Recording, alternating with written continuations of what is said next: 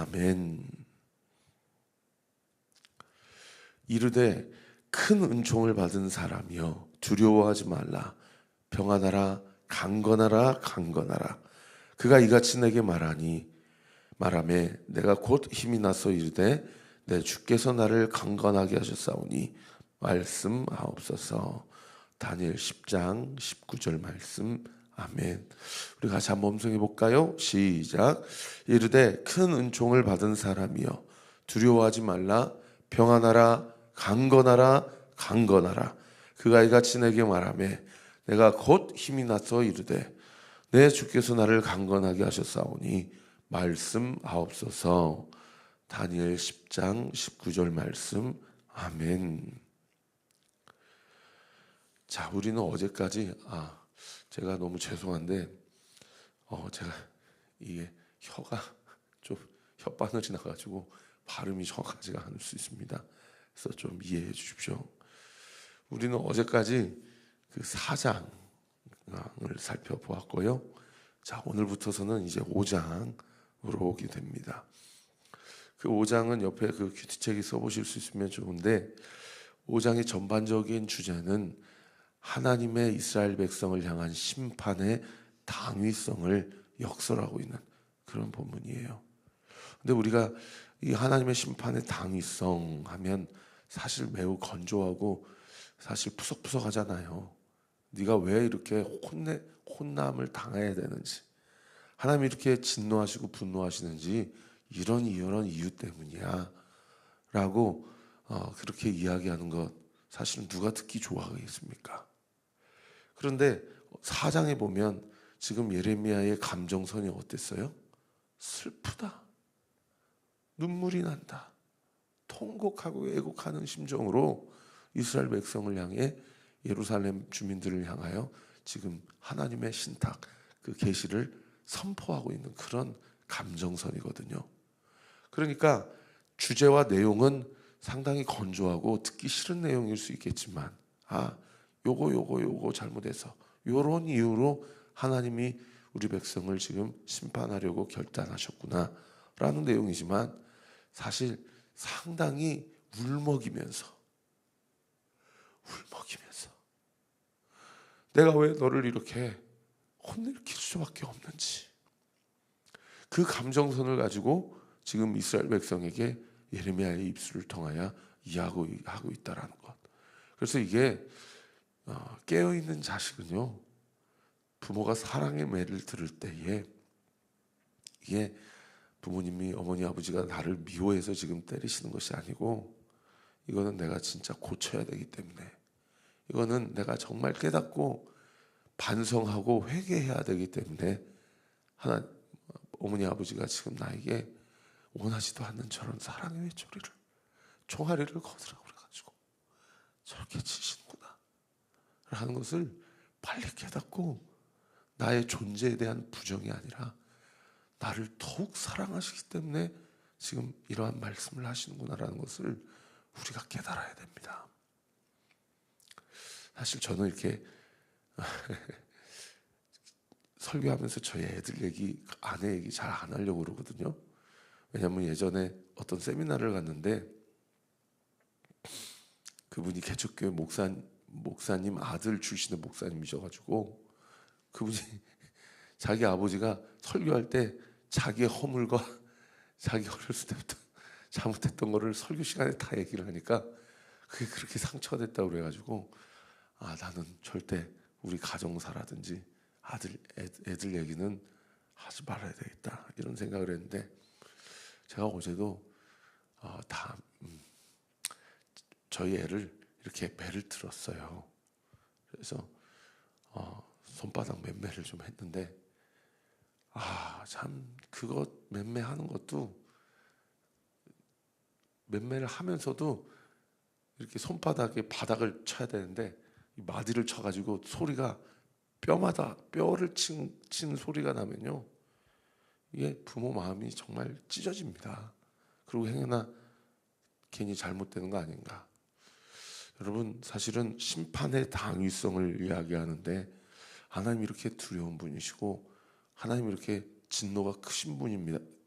이구나 라고 우리가 이 말씀을 접근하고 묵상하면 사실은 철이 덜 든 거죠.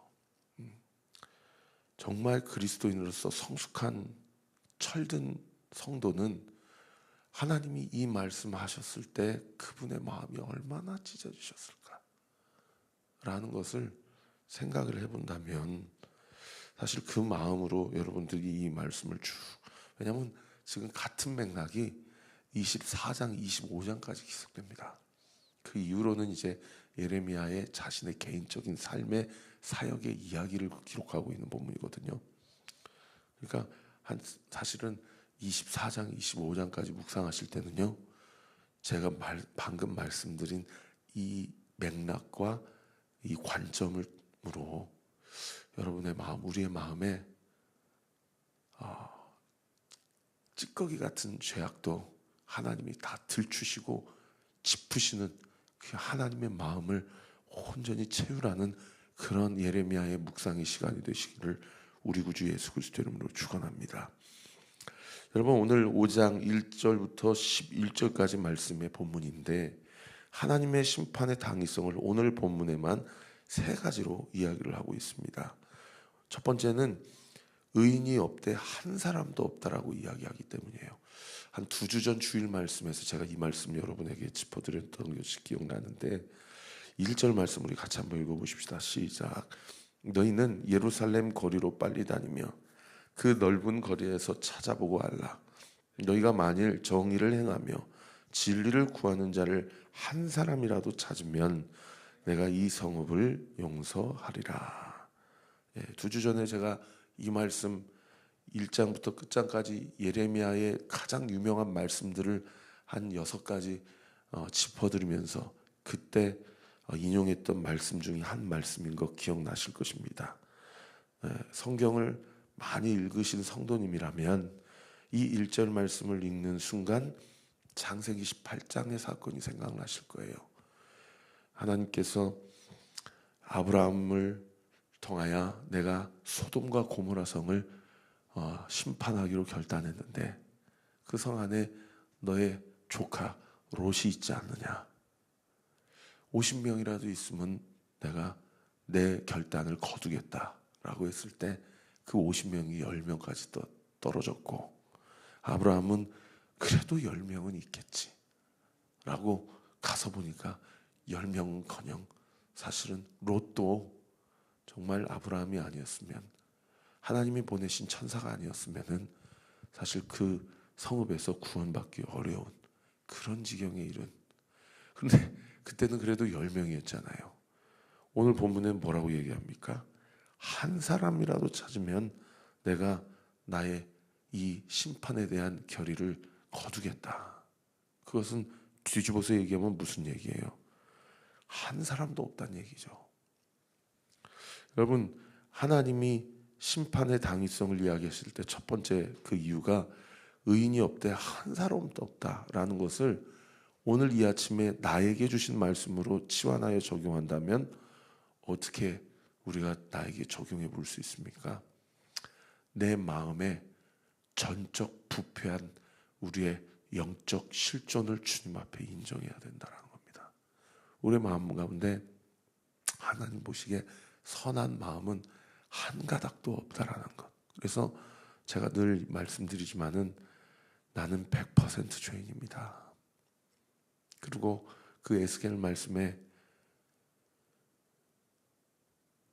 내 고난은 내 죄보다 약합니다 라고 하는 그 고백, 그 고백이 우리의 삶 가운데 조금이라도 불편한 고백, 불편한 진리나 말씀이 아니라 하나님 앞에 순전하게 인정되는 은혜가 있게 되기를 예수님의 이름으로 축원합니다. 그런가 하면 두 번째로 2절에 보시면요, 우리 2절 말씀 같이 한번 읽어볼까요? 시작.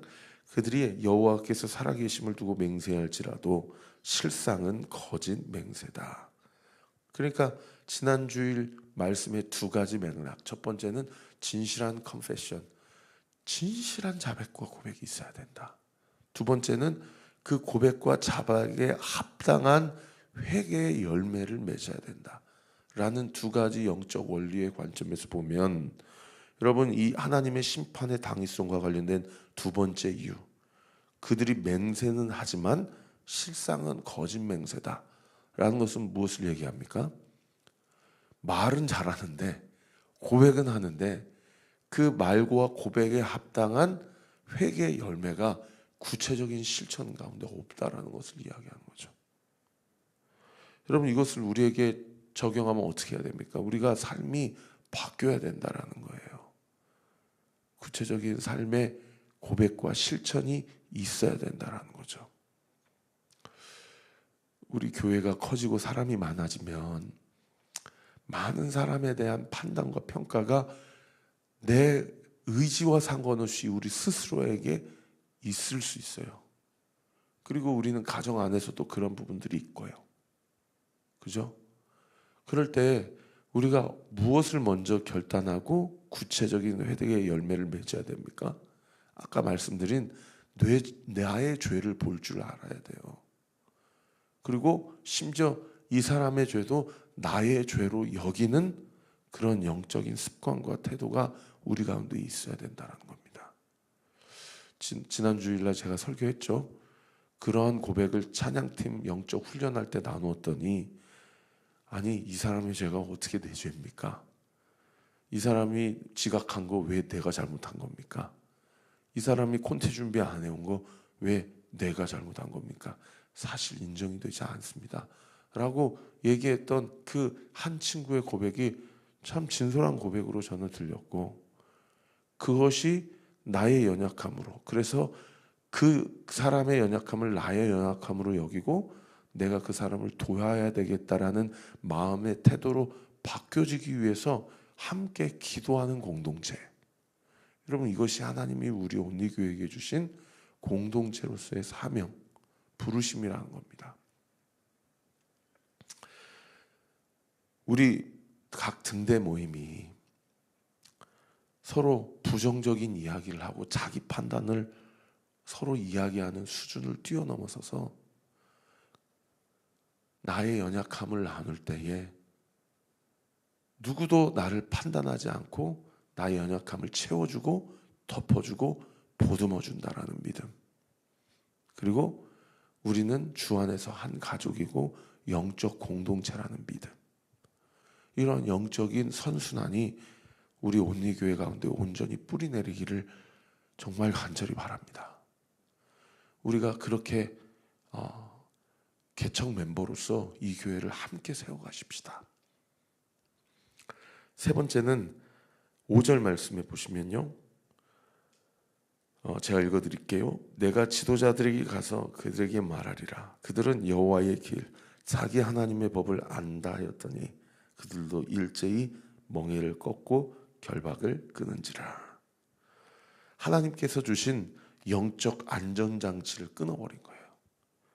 여기 멍에와 결박 같은 표현이 4장에 이어서 오늘도 5장에도 나오죠. 여러분, 멍에와 결박이 지난 4장에서는 제가 뭐라고 말씀드렸습니까? 말씀과 기도, 그리고 세 번째는 공동체라고 말씀드렸죠. 우리는 연약하기 때문에 혼자 있을 때는 얼마든지 넘어지고 영적으로 잘못 해석하고, 그리고 하나님을 안다고 이야기하지만 하나님에 대해 오해하고 내가 옳다고 여기는 대로 판단하려고 하는 죄성이 있다고요. 그런데 그것을 잡아주는 안전장치가 뭐냐면 말씀을 통해서 제대로 짚어주시고 기도하면서 회개케 하시고 공동체를 통해서 수정시켜 주세요. 근데 이거를 불편하다고 끊어버리는 거예요. 그리고 자기 소견에 오른 대로, 자기 판단에 오른 대로 그렇게 같이 판단을 내리고 그렇게 남을 정죄하고 그렇게 자기의 삶 가운데 선택해버리고 결정해버리고. 그럴 때 여러분, 잠시 잠깐 그렇게 호기롭게 승질머리 내버려가지고 마음은 시원할지는 모르겠지만, 여러분, 우리가 살아보면서 그렇게 자기 결정, 자기 판단대로 내려서 그래서 가정이 변합니까? 그래서 그 사람이 변합니까? 그래서 공동체가 세워집니까? 아니라는 것을 우리가 너무나도 잘 아는 거죠. 그래서 그것을 가르쳐 주시기 위해서 예수님이 사랑하시기 때문에 자기의 몸을 내어 던지신 거죠. 어디예요? 십자가예요. 모든 물과 피를 다 쏟으셨습니다. 그래서 오늘날 이 시대는요, 이제는 남의 죄를 나의 죄로 여기고 자기의 몸을 하나를 썩어져가는 미랄로 내어 던지는 한 사람이 필요한 시대를 우리는 살아가고 있어요. 가정을 위해 기도하는 그 한 사람, 교회를 위해 기도하는 한 사람, 이 시대와 나라와 민족을 놓고 기도하는 그 한 사람, 그 한 사람을 통해서 하나님께서는 한 사람이 없어서 이 성읍이 멸망하게 되리라 하신 그 말씀을 뒤집어서 적용하면 그 한 사람 때문에 내가 그 가정을 살리리라. 아멘. 그 한 사람 때문에 내가 그 교회를 세우리라. 그 한 사람 때문에 그 존 낙스를 통해서 그 스코틀랜드를 살리신 하나님, 그 한 사람 때문에 내가 이 민족과 이 나라를 살리리라. 이렇게 세 가지, 의인 한 사람이 없어서, 두 번째는 고백만 하고 자백은 하지만 회개에 합당한 열매가 없어서, 세 번째, 안전장치를 끊었기 때문에 하나님께서 당신의 심판의 당위성을 이야기하실 때, 아까 말씀드렸다시피 이런 말씀 들으면 사실은 듣기 싫거든요. 그런데 감사하게도 오늘 본문에 소망이 한 줄 빛과 같은, 마치 어제 본문 4장 27절에 4장 27절 한번 보세요. 소망의 한 줄기 빛이라고 제가 어제도 설교했는데 4장 27절 말씀 뭐라고 써 있습니까? 여호와께서 이와 같이 말씀하시길, 이 온 땅이 황폐할 것이나 내가 진멸하지는 아니할 것이다. 이게 소망의 한 줄기 말씀이거든요. 또 오늘 본문에 소망의 한 줄기 말씀이 숨어져 있어요. 그게 10절 말씀이에요. 오늘 10절 말씀 같이 한번 읽어볼까요? 시작. 너희는 그 성벽에 올라가 무너뜨리되 다 무너뜨리지 말고 그 가지만 꺾어버리라. 여호와의 것이 아님이라. 여러분, 그 포도나무의 뿌리를 뽑아버리라 얘기하지 않으시고 엉뚱한 열매 맺는, 우상과 타협하고 영적 간음을 저지른 그 가지만 꺾어버리고 그 나무와 뿌리는 두라고 말씀하십니다. 여러분, 이게 소망의 한 줄기 말씀이에요. 하나님의 마음을 엿볼 수 있는 대목이죠. 나를 사랑하셔서 꺾으시는 거구나. 나를 사랑하시기 때문에 가지치기를 하시는구나. 나를 사랑하시기 때문에 오늘도 이 말씀을 나에게 말씀하시는구나. 말씀의 결론을 맺겠습니다. 오늘 말씀 묵상하고 기도하실 때 두 가지 말씀의 결론을 내어드립니다. 첫 번째, 하나님의 징계를 달게 받아야 됩니다. 다시 이야기하면 하나님 앞에 혼날 부분이 있으면 매도 빨리 맞는 게 좋습니다. 오늘 보면 3절 말씀 같이 한번 읽어볼까요? 시작. 여호와여, 주의 눈이 진리를 찾지 아니하시나이까. 주께서 그들을 치셨을지라도 그들이 아픈 줄을 알지 못하며 그들을 멸하셨을지라도 그들이 징계를 받지 아니하고 그들의 얼굴을 바위보다 굳게 하여 돌아오기를 싫어하므로. 맞아도 아픈 줄을 모른다는 거예요. 어떻게 해야 됩니까? 하나님의 징계를 알고 달게 받아야 돼요. 그것이 우리가 해야 될 처신입니다. 그래서 여러분, 오늘 말씀을 묵상하면서 한번 자기 자신에게 질문해 보세요. 나에게 꺾어져야 할 가지는 무엇인가? 하나님이 나를 치셔야 될 그런 뻣뻣한 목은 무엇인지 한번 적어보세요. 그리고 분명히 선포합니다. 그것을 주께서 꺾으셨을 때 그 가지 하나님께서 회복시키십니다. 아멘이십니까? 그런가 하면 마지막 두 번째로 하나님의 말씀을 통해 하나님의 마음을 알아야 됩니다. 우리 4절 말씀 같이 읽어보실까요? 시작. 내가 말하기를 이 무리는 비천하고 어리석은 것, 여호와의 길 자기 하나님의 법을 알지 못하니. 여기 자기 하나님의 법 무엇입니까? 오늘도 이렇게 제 입술을 통해서 선포되고 있는 하나님의 말씀이에요. 여러분, 하나님의 말씀을 알아야 됩니다. 그래야 기도가 온전한 기도가 드려질 수 있고요. 그리고 주의 말씀을 통해 공동체를 지킬 수가 있습니다. 여러분, 오늘 말씀을 통해서 자기 자신에게 두 번째로 질문해 보세요. 나는 말씀을 통해서 날마다 나의 자신의 삶을 잘 살피고 있는가? 어제 한 분 성도님이 전화를 주시는데, 목사님, 돈 버는 것도 좋은데 요즘에 돈 번이라고 바빠서 은혜의 자리, 말씀의 자리를 잃어버려서 너무 고통스럽습니다. 그렇게 전화하게 되고 저한테 우시더라고요. 그래서 제가 목회자로서 얼마나 행복했는지 몰라요.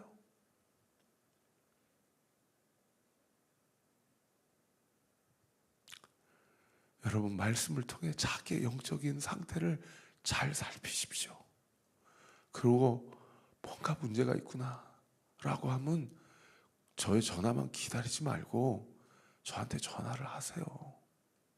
목사님, 우리 집 좀 와주세요. 저 사실 대형교회 나온 여러 가지 이유 중 하나가 성도님들과의 인격적, 영적 교제가 안 되기 때문인 것도 여러 이유 중에 하나입니다. 여러분들이 우리 목사님은 나한테 전화 안 하신 지 며칠이나 되셨어, 그렇게 생각하지 마시고 말씀을 통해 살피시고 영적인 문제가 있다라고 진단이 되시면 여러분들이 저한테 전화 주세요. 저한테 우리 온리교회 성도들이 1순위입니다. 제 인생에. 기도하겠습니다. 하나님 아버지, 나에게 꺾어져야 할 가지가 무엇인지, 그리고 그 주님이 그 가지를 꺾으셨을 때 얼마나 아프겠습니까? 얼마나 수치스럽겠습니까? 그런데 그 꺾어진 그 가지를 우리 주님이 회복시켜 주실 것이라는 믿음이 우리 성도들 안에 있게 해주십시오. 그리고 늘 말씀을 통해 날마다 나의 자신을 잘 살피고 있는지 돌아볼 수 있는 영적인 눈과 시선을 주십시오. 오늘도 이 아침에 말씀을 통해 짚어주신 것 가지고 주님 앞에 이 현장에서, 골방에서 기도하는 성도들의 기도를 들어주십시오. 주님, 우리의 기도를 들어주십시오. 주님, 우리의 가정과 이 교회를 불쌍히 여겨주십시오. 우리 사랑하는 성도들의 형편과 처지를 주님이 온전히 어루만져 주시고 주님 당신의 한없는 품으로 끌어안아 주십시오. 예수님의 이름으로 기도합니다. 아멘. 지금은 우리 구주 예수 그리스도의 은혜와 하나님의 사랑과 성령 하나님의 율교통 충만하심이 주신 말씀 붙잡고 주 안에서 주를 향한 믿음을 가지고 주의 마음을 담아 기도하여 주님이 응답하시는 놀라운 능력과 영광을 보기로 결단하는 우리 사랑하는 온리교회 모든 성도들 머리머리 위에 이제로부터 영원토록 함께 있을